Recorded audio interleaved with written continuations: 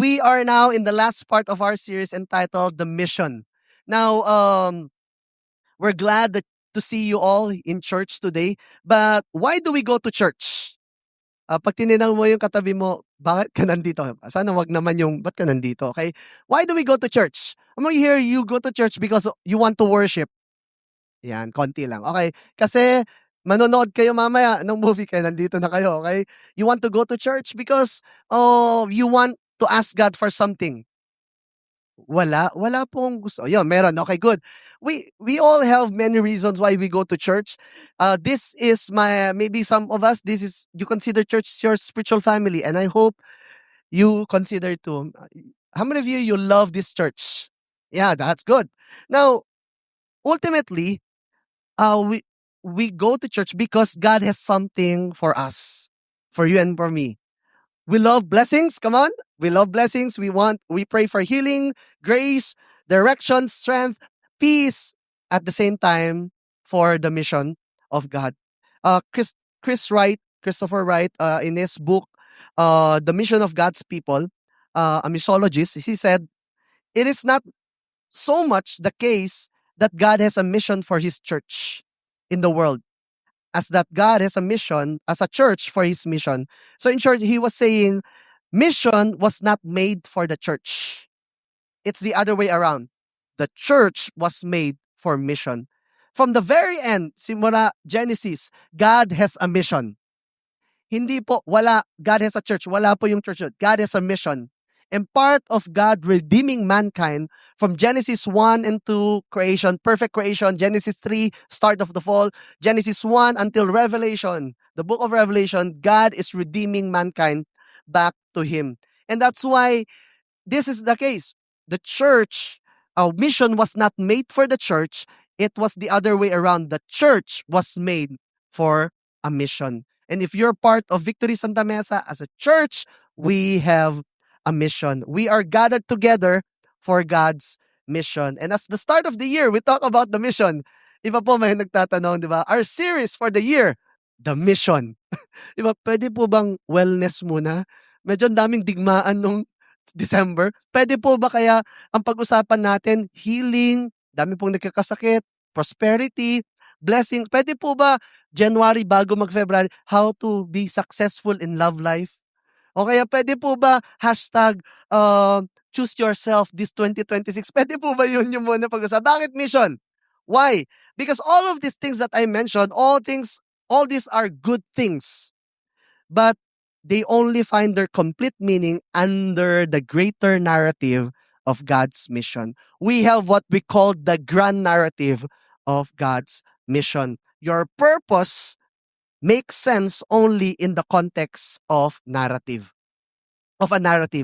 Why does God heal you? Why does God bless you? So that you will feel better? No. God heal you, God bless you so that you will be a blessing. Now, tingnan nyo, may katabi ba kayong mukhang may purpose sa buhay? Yan, meron siya, di ba? Alam niyo po yung narrative, ano yung, pag tinanong mo, anong storya ng buhay mo, di ba? Lahat tayo may storya ng buhay. Wala dito na, hindi ko nga alam eh. Hindi ka po singaw, may storya yung buhay mo, tama? And may mga estudyante ba tayo dito? Kanina may mga students, di ba? Pag tinatanong mo, anong gusto mong paglaki, di ba? Personal na narrative mo, gusto ko maging doctor. Right? Pag tinanong mo, di ba? Bakit gusto mo maging doctor? Kasi lumaki talaga ako. Ang gusto ko, tumulong sa mahihirap. Okay? Tama, mali? Parang ayun nyo, di ba? Yes, that's your personal or that's your greater narrative, personal narrative. Why do you want to take up that course? Kasi ito yung gusto kong gawin sa kapwa ko. Now, meron kang personal, meron ring family narrative. Di ba? Sa family mo, bakit doctor? Sasabihin ng family, kahit sa family mo, di ba, sasabihin sa'yo, ang family natin, we are full of doctors. Walang engineer dito, kaya ang kukunin mo ay doctor. So kahit ito ay personal mo, minsan, dahil sa narrative ng family mo. Now, palakihin pa natin, meron ring narrative yung nation natin. Kahit personally, gusto mong doktor, family mo, gusto nyo maging doktor, pero dahil sa nation, sasabihin sa'yo, kahit family tayo ng doctors, mag-civil engineer ka. Dito tayo yayaman, joke lang po, okay? Dito tayo yayaman, 'di ba? 'Di ba sa inyo, if you know, you know, okay? Dito ka yayaman. Now, nag-iiba. Kahit family kami of doctors, pero ngayon in demand ang IT. So nag-iiba, ay in demand 'to. So that's another narrative. Now your purpose, wellness, healing, prosperity, blessings, successful love life, promotion, makes sense only in the context of a narrative. And that narrative is the narrative of God's mission. What is God's mission? He desired to completely redeem humanity from sin and its effect. We remember that Genesis 3:15 is the proto-evangelium or the first gospel, where God wanted to redeem back mankind to Him. Hindi po siya nag-create ng bago. He wants to bring back mankind to Himself and to redeem humanity and from its effect. So we could see the work for the past 3 weeks, kasi pang fourth week na po to. For the past 3 weeks, we've seen the triune God.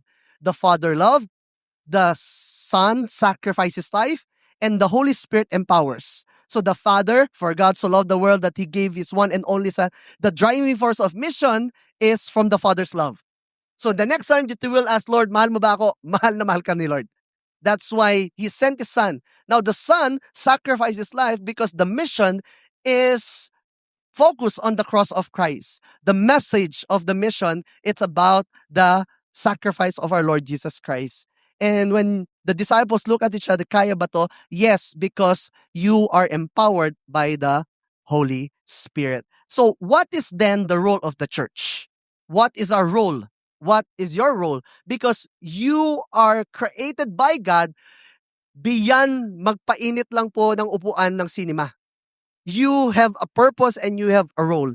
And as a church, we have a part in the grand narrative of God. We have a small part in the big narrative of God's mission. So can I ask everyone, including the cinema tree, to all stand in reverence to the word of God and open your Bibles with me in John 4. Open your Bibles. If you have your Bible, physical one. If you don't have one, you can buy one. Um, for those of you who have your Bible app, you can open it in John 4. Now, as you turn there, hinahanap niyo po yung John 4 bago po mag John 5. Ay, basahin niyo. Okay, good.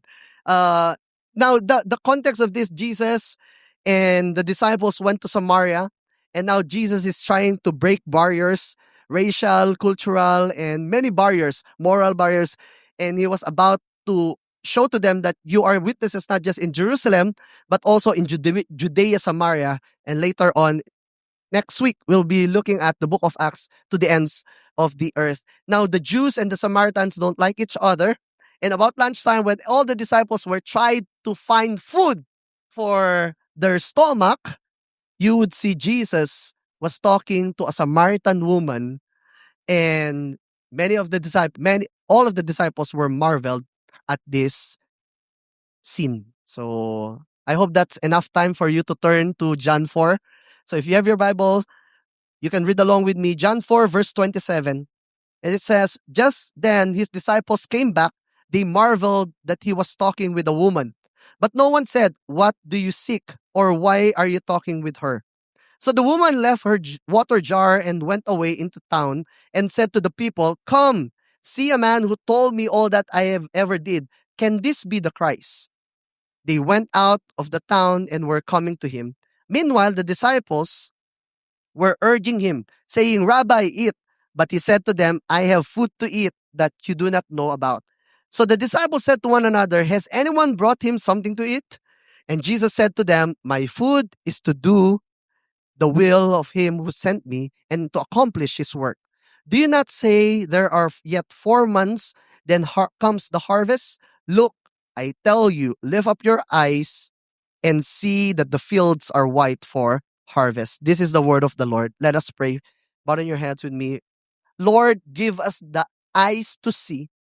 Help us embrace our mission in light of your bigger mission. Help us, Lord. Heal us, give us grace, direct us, and help us align to your blessed will So we worship you in spirit and truth and be a blessing to other people. Lord, bless the preaching of your word. In Jesus' name, amen and amen. You can all be seated. Now, question. Have you ever missed out on something big time? Naka-miss out na po ba kayo ng something big time? Like, if you're a student, na-miss out mo, grabe, may exam pala today. Di ba? Pag relax ka pa. Pagdating mo doon, hala, finals. Hala naman, di mo na-miss out yung finals nyo. Finals pala. O kaya, entrance exam, na-miss out mo. Or deadline sa work. Di ba? Yung work na 2 months, deadline na pala. Di ba? Relax na pa. Ano ka pa mo? Netflix ka pa. Kasi lumabas yung bagong K-drama. Di ba? Labas lahat ng series. So, overnight, ano ka pa?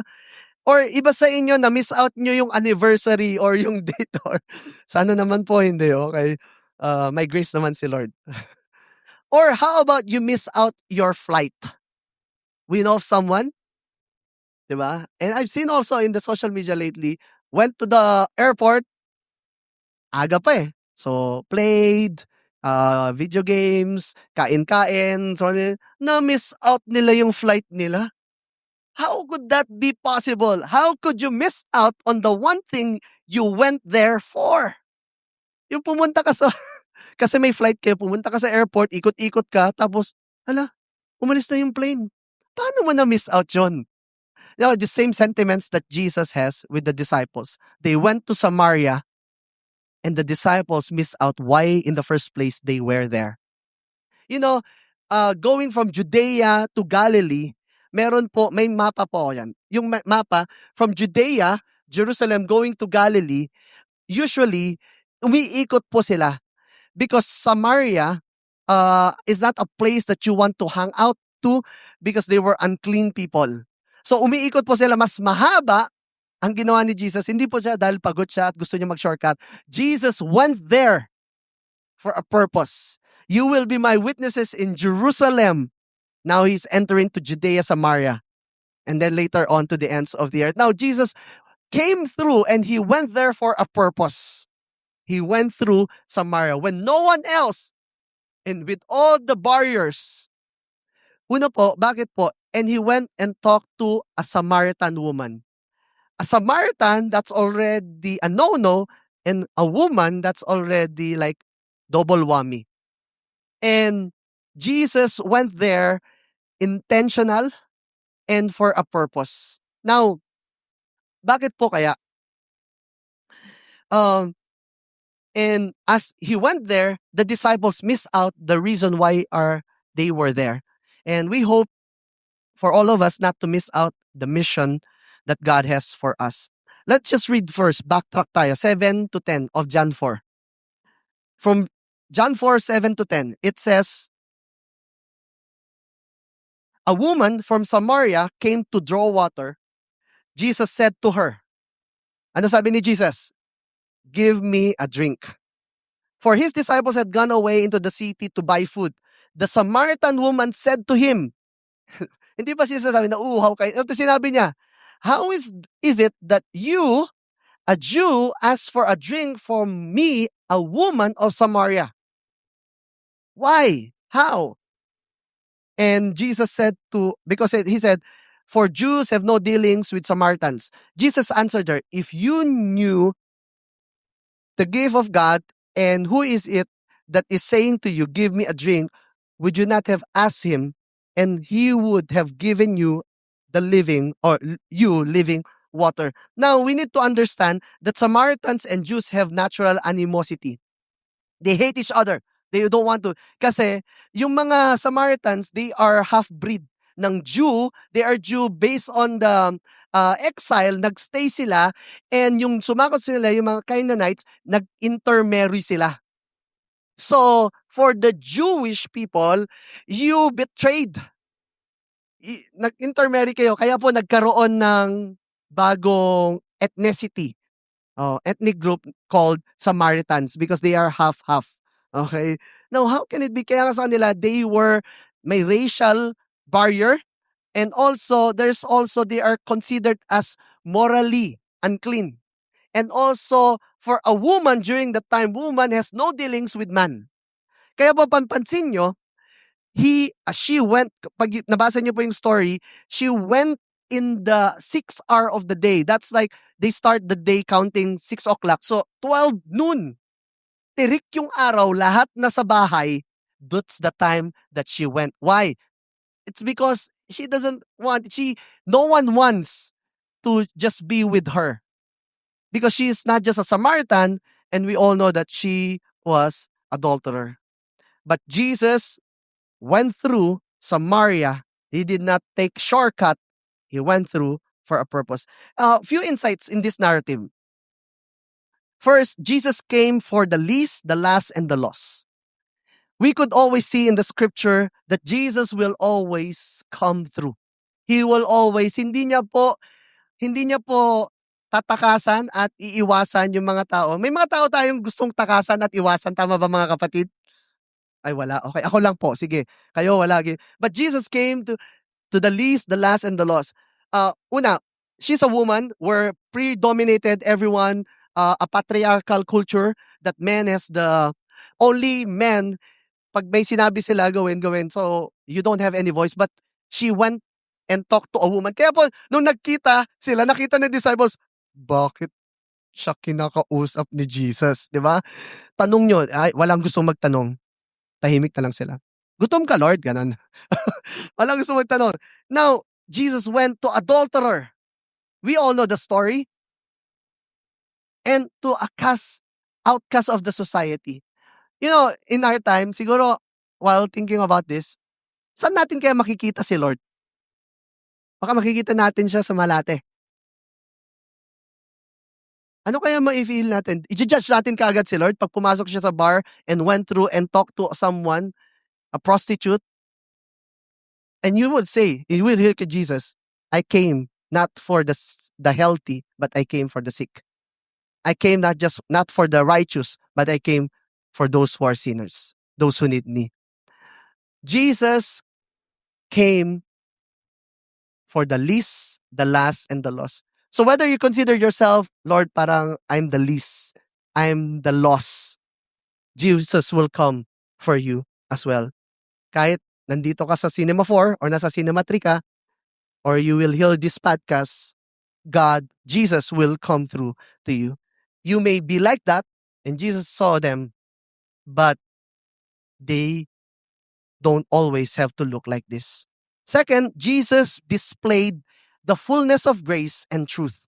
We all know that he is, John 1:14, that he is the person of grace and truth. John 1:17 as well, that he is the person of grace and truth. Would you agree with me that we have a compassionate Jesus? Jesus is full of compassion. Tama ba mga kapatid?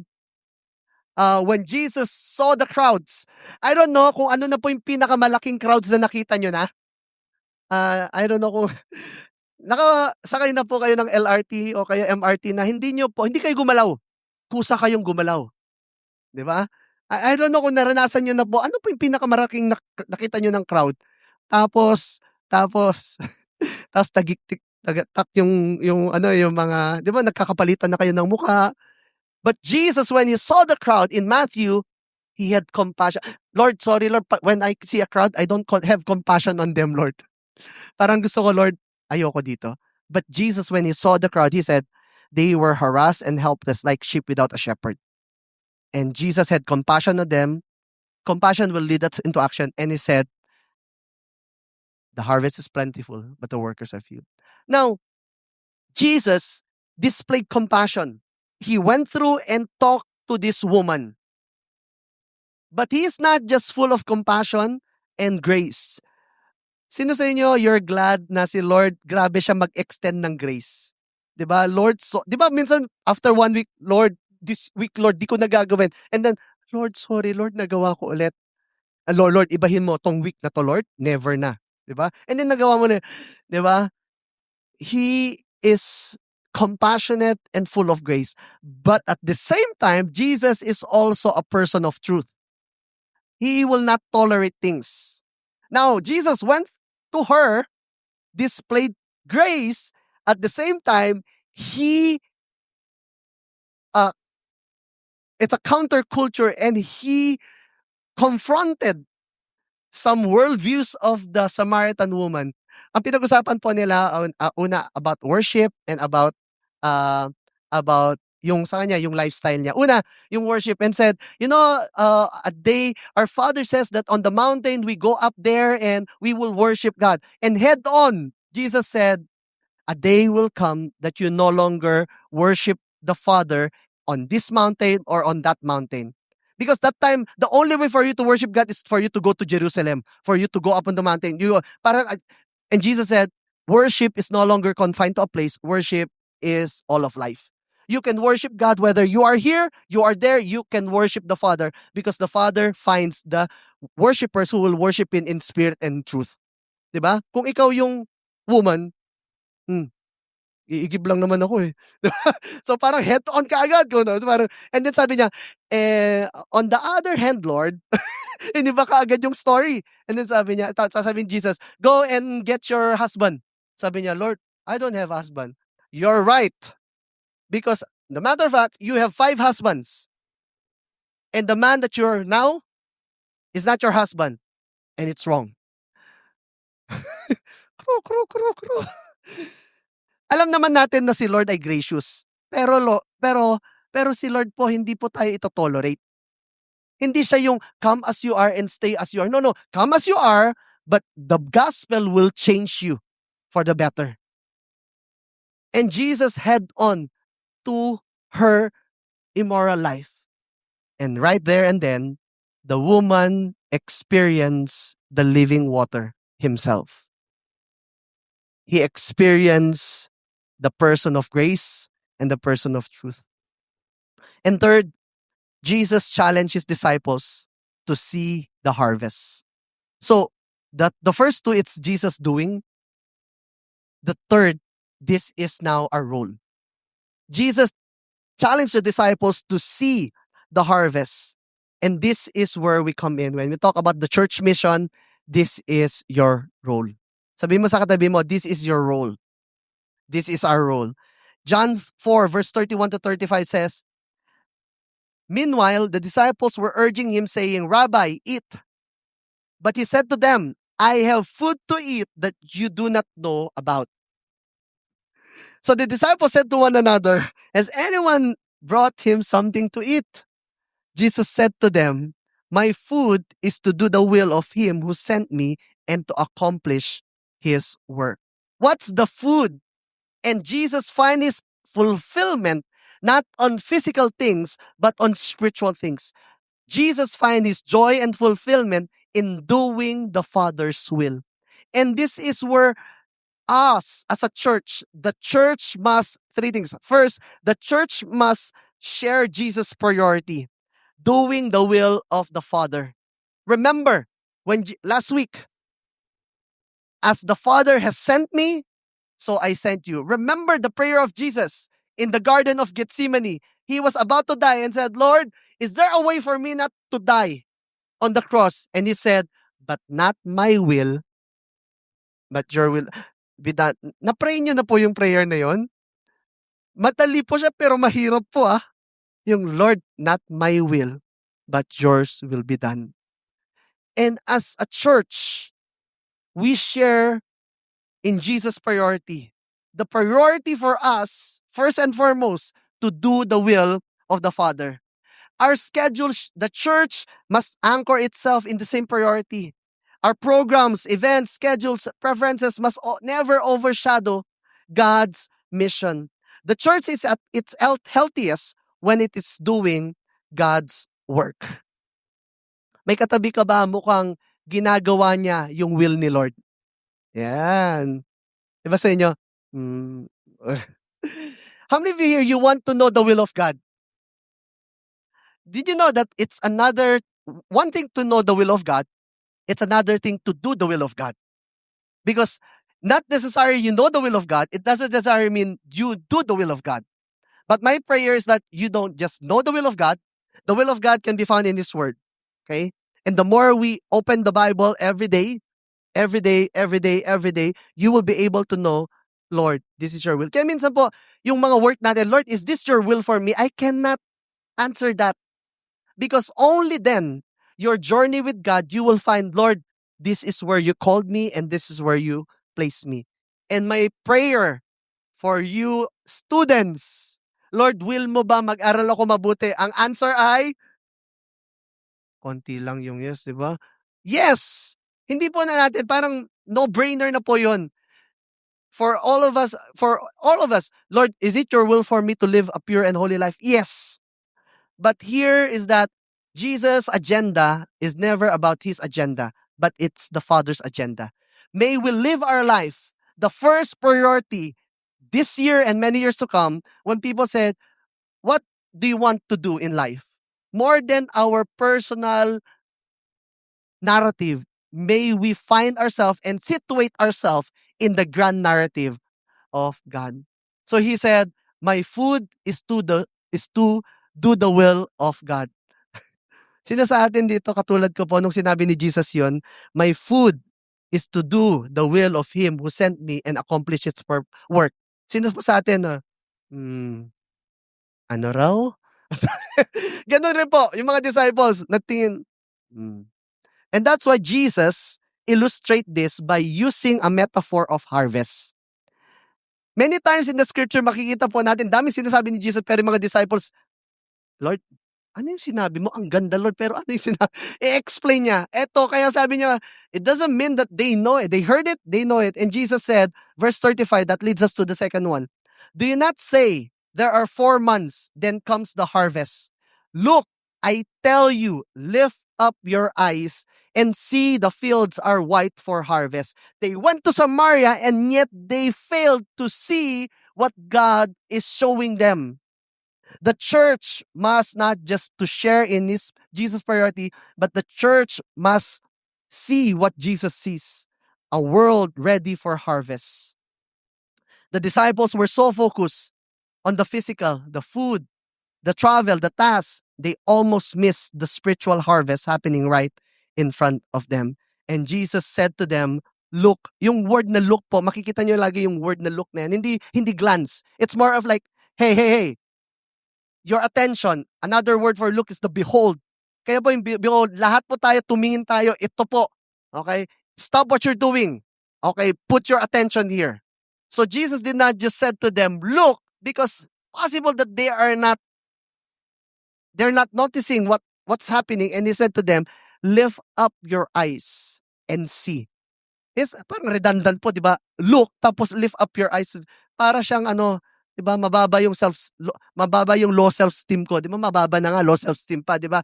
So Jesus was trying to say to them, look, and then lift up your eyes. The fields are ready for harvest. Jesus lifts their eyes and gives them the same reminder and the same reminder that we need to hear today. And what's that? When the disciples said, 4 months more, Jesus said, 4 months more? No, the harvest is now. See, they are ripe for harvest. Now, I don't know kung lumaki po kayo. Lumaki po ako sa probinsya. Hindi po may-ari namin, pero meron po yung family namin. Hindi po amin. Yung family namin owns a farm. Hindi po ako lumaki sa farm. Lumaki sa probinsya. So yung family namin, parang we live in a ancestral house. So yung kapatid ng lola ko, so lola ko rin, owns a big farm. And then kami po yung parang nandun na nagstay. So lumaki ako in a farming community. So we know ano po yung itsura ng pag sa mga rice at saka sa mangoes. Isa po dun sa mangoes, pag na harvest time na, tumutulong po kami. Pero sabi, pupulutin nyo lang lahat ng mga nahulog. Ang lahat ng nahulog, sa inyo na yon kasi hindi na magandang ibenta. So lahat ng nahulog, sa inyo na. Konti lang po yung nahuhulog eh. So alam naman natin, di ba? Bata pa po kami noon. So may mga may mga bunga na lapit lang. So hinuhulog namin. Nahulog. So kukunin na namin, di ba? Di ba? Para-paraan talaga. Di ba? But we know the idea of farming. In farming part, may plant, you water, and harvest will come. You don't force the harvest. It will come. It will come. And if harvest time will come, there will be time for harvest and people will gather and harvest. And Jesus was trying to tell them, This is not a planting season. It's a harvest time. See, they are ripe for harvest. John 4, verse 28 to 30. And this is a result of that encounter with the Samaritan. So the woman left her water jar, and went away into town and said to the people, "Come, see a man who told me all that I ever did. Can this be the Christ?" Hindi pa sure si ate girl. Because they were waiting for the Messiah. And he said, could this be the Jeremiah? Could this be the prophets? But you know something more than we do. And he said to them, could this be the Christ? Verse 30. Question pa lang po yun could this be the Christ? Question pa lang po yun. Pero verse 30, they went out of the town. Sinong yung they? All of the town. Minsan po, mga disciples, are they ready to receive the gospel? Jesus said, look, they're ready. When do we know if a person is ready to receive? Paano? When we share at nag-receive sila. Yun naman po pala. Yun po pala, hindi po natin tinitignan. Mukha na ba kaya siyang ready? Pag nag-share ka, nag-receive siya, ready. Pag nag-share ka, di nag-receive, hindi ready. And Jesus said, look, they are ready. And that leads us to the last part. The church must not just share Jesus' priority, not just see what Jesus sees, but also support the work. The fields are ready now. And we are excited more than ever how God will move in us, for us, through us, this church. I'm going to be excited also for what God will do in your life. You're excited for the year? Excited kayo sa anong gagawin ni Lord? How many of you excited what God will bring to us and what God will do through us this year? We're excited as God will bring forth students upon students. For February, we have... How we know if it's right? When we share to them, nag-receive sila, they're right. Pag hindi, we'll continue to share. They are ripe for harvest. The fields are white for harvest. Yung word na fields were white for harvest. Ano po, alam niyo po yung ibig sabihin nun? Urgency. Say with me, urgency. Urgency. Ibig sabihin, harvest time, there's a time for harvest. You cannot force harvest. Harvest will come. Kung wala bang harvest, just stay there. Plant, water, plant, water, plant, water. But a harvest will come, and there's a time or window time. Like harvesting a crop, mangoes or harvesting a rice. Hindi po siya, 1 year na muna bago natin i-harvest. No, may time yon. Pag na-miss out mo yon, tapos bumagyo, sayang. Sana hindi mo ma-miss out. Same goes. The gospel work begins today. Where we are with what we have. For all of us, where did God place you? That place is ready. Minsan po, di ba sa office mate nyo, meron pong mga nagko-confide, hindi ko nga alam kung ano yung pag-asa ng buhay. Di ba umiiyak na? Tapos tatanungin mo, Lord, ready na kaya siya? Di ba? Parang yung family mo, tapos nag-aasta sila ng prayer. Ang lagi mong prayer, Lord, send someone. Send someone. Tapos di ba, ilang prayer fasting na, Lord, send someone. Baka hindi i-answer ni Lord yung kasi na-answer na, ikaw yun. Ako ba, Lord, send someone. Send someone. They are ready. And when my brother passed away 2 years ago, lahat po sila, we're 4 in the family. Ako po panganay. Yung bunso po, campus missionary rin sa U-Belt. So yung dalawa, lahat kami lalaki. But I make sure that all of them, di ko bibigyan ng allowance. Talaga kuya, di ba? Di ko bibigyan ng allowance. During my student days, they were able to hear the message of the gospel. That's why in his eulogy, when I shared eulogy in his wake, I said to them, I know that he is in heaven. You know, I don't wait for him to be on that deathbed, and that's the time for me to share the gospel. We don't know when, but there should be urgency at this moment because our families, life is short. And may we number our days with full of wisdom. And this is not to put fear, But every opportunity that you have, seize it. For Jesus, uhaw siya, sabi niya, pwede mo ba akong bigyan ng tubig? And then that's the start of the discussion. Many of us, we are meeting people every day. Many of them looks good on the outside, but they are needing the living water, which is you and I. We have the answer. Take that step. They are ready for harvest. You are missionary in your field. You are campus missionary in the campus. You are missionary in your workplace and in your community. What do we have? Last week we said we have the most powerful, the power that raised Jesus from the dead is the same power that you and I have. We have the power of the Holy Spirit, and we have the best news ever, which is the gospel. Among you here, you are grateful for people inviting others to the church. Diba? Diba? Invite kayo, invite na. But it's not for us to, dalawa po kasi yan. Come and see, invite people to come and see, but also there's a part of go and tell. The church is not just for people to come, but the church we bring the church to where people is. Jesus did not went and stayed in Jerusalem or went to Galilee for the Samaritans to go to Galilee to him. He went to them. He brought the gospel. He brought the church to places where it's needed at any cost. I'm excited. How many of you excited? Wag muna kayong umalis kayo. Excited kayo to go back to your places, because God has a mission for you. God has a mission for His church. Amen? Let me call the keyboardist to join me here, and then we'll pray. Just like the disciples, we can become so focused on daily needs, comfort, traditions, that we forget why church exists. Why we are here in the first place. We are gathered for God's mission. We are gathered for God's mission. Many of us here, siguro in another universe, another timeline, hindi po tayo magiging kaibigan o magkakilala. But why God brought us together for a mission.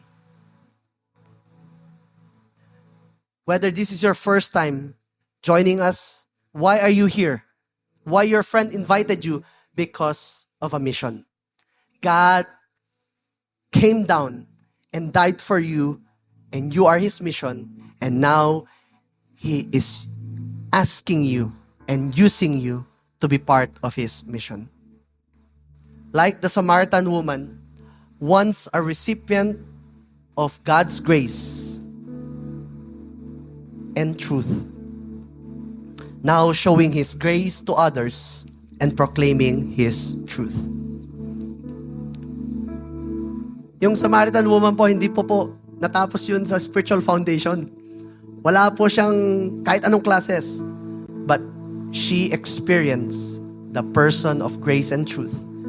And God used her mightily. One woman, entire village came to know the Lord. How about us today? One person bring families. One person open the doors of campuses and universities. We're sending someone. We prayed kanina, one person. A faithful leader that we have here. We're sending because she was assigned in other place. Serving in our government. Why in that place? We cannot answer her. But she knew this is the part of I situated myself in the grand narrative of God. I don't exist on my own personal narrative. I exist in the grand narrative of God. Christopher Wright, let me go back. Mission was not made for the church. The church was made for mission. God's mission.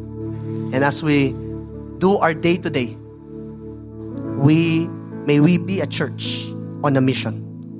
May we be people, man and woman, who exists for God's mission.